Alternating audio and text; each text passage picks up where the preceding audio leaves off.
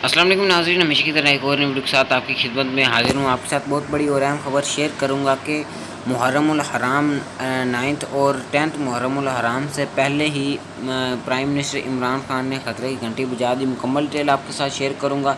उससे पहले अगर आपने मेरे चैनल को सब्सक्राइब नहीं किया तो जल्दी से सब्सक्राइब कर लें और साथ ही जुड़े बेल के आइकन को भी प्रेस कर लें ताकि मज़ीद इस तरह की न्यूज़ का नोटिफिकेशन आप तक बर वक्त पहुँच सके।